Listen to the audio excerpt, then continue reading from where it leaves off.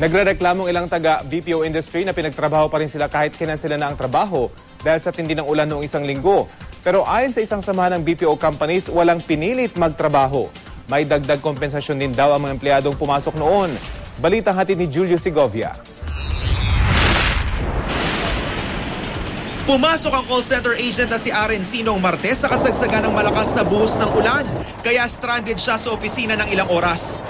Laking pasalamat na lang daw niya nang i-anunsyo ng palasyo na kasama sa mga kinanselang pasok ang mga nasa ilalim ng BPO industry kabilang na call centers. Hindi sasabihin ng supervisor mo o ng head mo na pumasok ka, pero alam mo, yung pagka-hire mo pa lang, alam mo kung gaano ka-importante yung attendance. Ayon pa sa palasyo, kahit international community ang sineserbisyohan ng mga nasa call center, dito pa rin sila sa Pilipinas nagtatrabaho, kaya kapakanan pa rin daw nila ang dapat ikonsidera ng mga employer.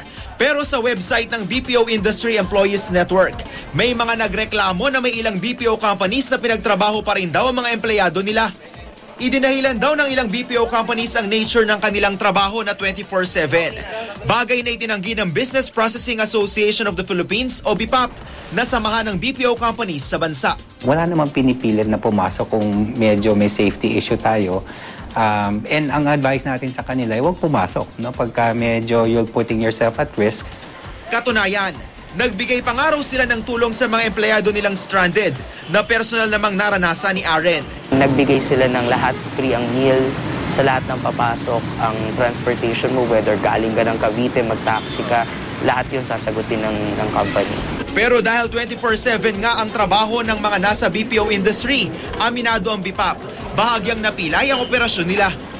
Sa panuntunan ng Department of Labor and Employment, kung di pumasok ang isang empleyado mula sa isang private sector noong Martes, wala siyang bayad. Pero pwede naman niyang gamitin ang kanyang leave. Ang empleyado naman pumasok, dapat siniguro ang kanilang kaligtasan at may 30% premium pay na matatanggap. Ang BIPAP nanindigang magbibigay ng dagdag na kompensasyon sa mga nagtrabaho noong kasagsagan ng buhos ng ulan. Julio Segovia, GMA News.